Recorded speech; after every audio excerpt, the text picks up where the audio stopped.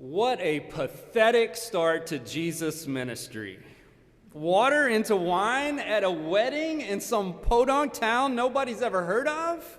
Come on, imagine if I showed up in the pulpit this morning with all the frustrations about COVID, hospitals nearly full, sick loved ones, children in psychic pain, budgets and attendance and city corruption on everybody's mind, and I announced to everyone, well, I'm not sure about all of that, but let me share with you the deal I got at the liquor store. First century Israel has at least as many problems as we do today, and this is God's lead-off miracle? In Matthew's gospel, Jesus' ministry starts out with a Sermon on the Mount, one of the greatest teachings of all time. In Mark, it starts with an exorcism, demonstrating Jesus' power over even the demons and the spirits of his age. In Luke, Jesus' ministry begins with a sermon preached in his own hometown, a sermon so prophetic that by the end of the service, they are trying to throw him off a cliff, the rebel with the cause for the poor. John's little wine trick just seems so underwhelming. Immediately after John has told us that Jesus is the Word incarnate, that force present from the beginning, before there was a beginning, bringing all life into being. Now, I know that water into wine is miraculous, but Moses had more impressive miracles than this one. It's just a small miracle, too small, especially on Martin Luther King Jr. Sunday, when we're all celebrating a civil rights icon who did big things through our faith. The one whose efforts with others brought America closer to the promises of its own creed than just about anyone. This miracle is just so small. Inside the story itself, Jesus seems to agree. Woman, he says to his mother, who first points out that the wedding hosts have run out of wine in what was probably a week-long celebration. He says to her, "What concern is that to you and me? My hour has not yet come."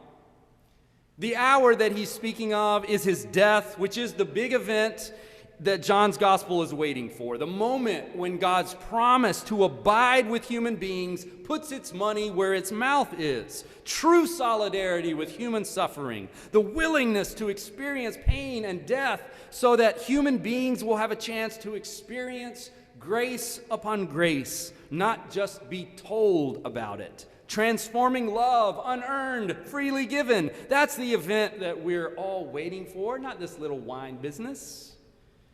But Jesus goes along with his mother and with John's gospel and starts with this underwhelming miracle that's given more to internet memes than it has to the healing of the world. Of course, if the writer or writers of John's gospel were with us today, they would take issue with this word miracle. It's not a miracle, it's a sign, they'd say. A miracle is a wonder unto itself. A sign is something that points beyond it. And miracles in Jesus' day weren't that big of a deal anyway. They were more believable then, which would make it more feasible for a reader of John's gospel to focus less on the miracle and more on its significance. Lots of magicians and prophets and others were running around with their little miracles. A miracle wouldn't make the local newspaper. The significance of the miracle is more important than the miracle itself. There are 9 signs in John's gospel. This is the first one, all pointing to the overarching message that we heard from John's gospel on Christmas Eve. From his fullness, that is the fullness of the incarnate word, we have all received grace upon grace. This is what grace upon grace looks like, feels like, tastes like, according to John, which is the reason that the Word becomes human in the first place, not to impart philosophical wisdom, but to live it alongside us, so we can experience the feel, the taste, the touch, the reality of what grace is like in our bodies, in our world, right here at this wedding in this no-name town. This is what grace tastes like, feels like, looks like. Water to a copious amount of wine. 1,000 bottles worth if you calculate it in today's measures. And of course, that was a huge event in the life of this family that surely would have felt shamed in a culture of honor and shame where the rules of hospitality dictated that you do not run out of wine at your own family's wedding. A huge event in the life of a small town where running out of wine would have become the most notable memory attached to this family for the rest of their lives. Something that would definitely have made the newspaper. Remember when the Smith's daughter got married and they ran out of wine? So embarrassing. They've never gotten over it. Jesus saved their butts. Hallelujah. And yet still it is so small to be nearly insignificant. It's not big enough to be notable. It's not something you'd put in your obituary. Once saved a wedding couple from shame with the gift of wine. It's not even clear if anyone finds out about Jesus' little intervention beyond the servants. Everyone else is too buzzy in celebration. They don't know what's going on. Jesus keeps the party going, and only a few people notice. Which makes the first sign an odd thing to end up in a gospel. The gospel is supposed to be about big things, right? The beloved community, stopping climate destruction, spreading world peace, enacting voter rights, winning reparations. These are the big moves the gospel calls us to be about, isn't it? Giving your life for the transformation of the world. Bringing the kingdom of God one step closer. We need to go big, not small. We need to go large, not local. John needs a miracle commensurate with the vast claims of his gospel, the deep hunger of our hearts, the immense brokenness of the world. Unless, of course, going big is exactly the opposite of what Jesus had in mind in starting his ministry. I know that's counterintuitive to say, since in our media-crazed culture, we've all been trained to think that building your public persona starts the opposite way. Building your social media following is something we train our kids now to think about in the 6th grade before you've ever done anything significant. Build your followers on Instagram. Produce a ton of catchy videos on TikTok so you can become an influencer. Get as many friends as you can on Facebook so that you can maximize your impact. The more followers, the more influence you have. And then you can share your message and have a real impact. Go big or go home. Yet it's precisely that kind of thinking that seems to be having the opposite effect. Limiting the power of those who want to save the planet or protect the interests of the many over and against the narrow interests of the few. Voting rights is a case in point.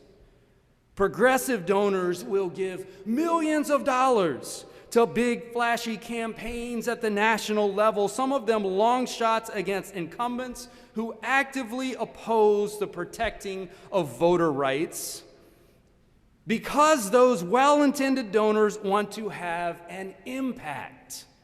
Meanwhile, local candidates for city councils or county offices can barely raise what they need in races where the outcomes determine who is appointed to the positions whose local administrations can make the difference on the ground in a precinct-by-precinct way that adds up to protecting the whole. NPR found that there are 15 candidates running for secretaries of state in 2022 who doubt the legitimacy of President Biden's win. Candidates running for the very office that may end up having a huge impact, who is declared the next winner.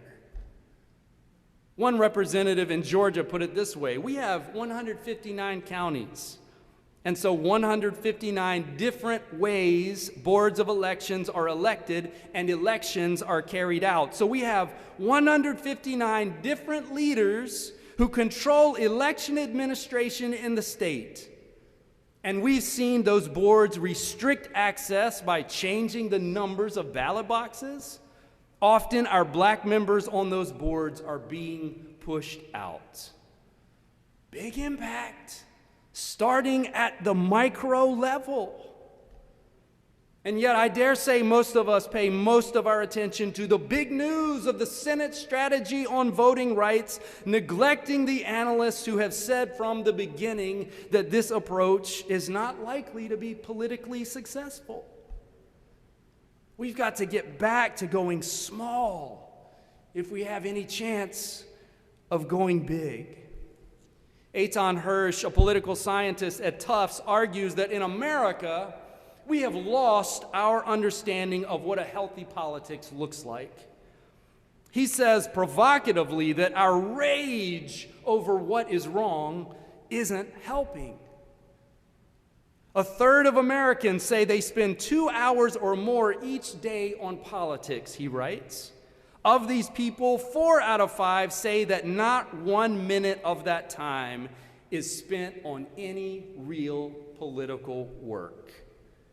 It's all TV news and podcasts and radio shows and social media and cheering and booing and complaining to friends and family. Real political work, as Ezra Klein said so well recently, is action in service of change, not information in service of outrage. Action in service of change, not information in service of outrage.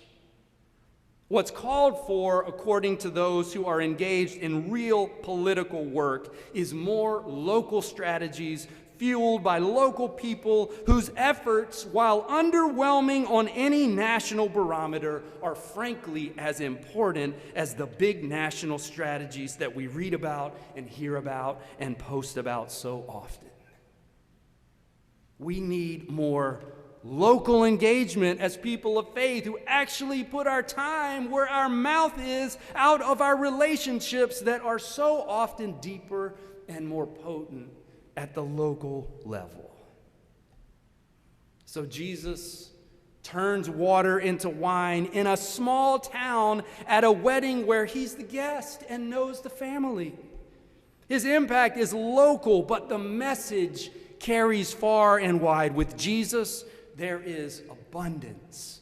With Jesus, there is life. With Jesus, there is hope in ways that matter to real people. It matters when you pick up the phone and call someone in our community who you haven't seen in a while.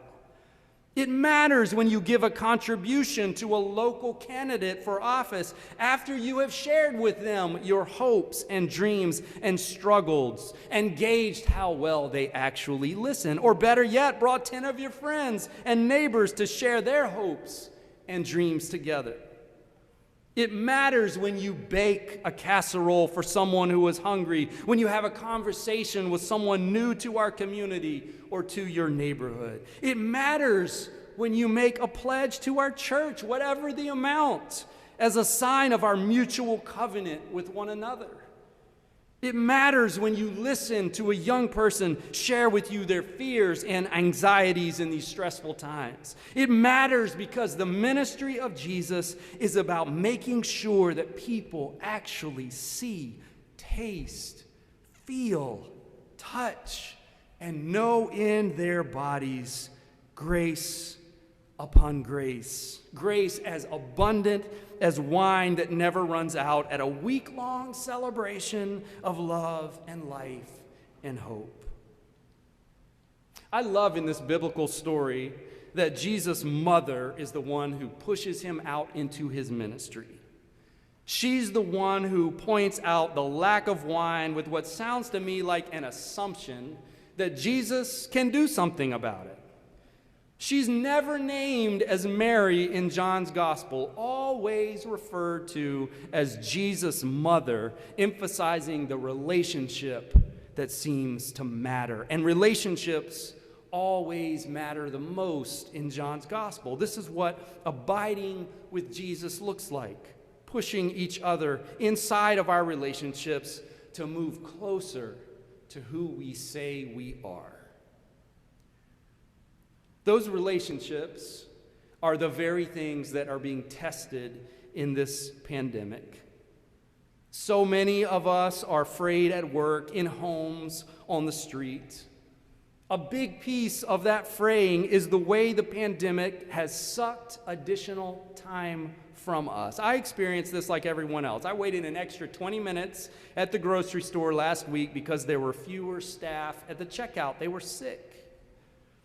I've added meetings and conversations into my day around COVID safety protocols and figuring out how to make everything hybrid for this meeting or that. Time spent waiting for tests or long lines at the pharmacy. For parents with young children, it's been exponentially more, which is all the more reason for us not to diminish the small ways that we see grace and share it. Spending less time in the social media outrage universe and more time connecting over the phone, one-to-one, where abundance can be shared in the sound of a compassionate voice, the taste of a home-cooked meal, the warmth of a word to a stranger or friend. Those little things that over time add up to a life. The biggest thing of all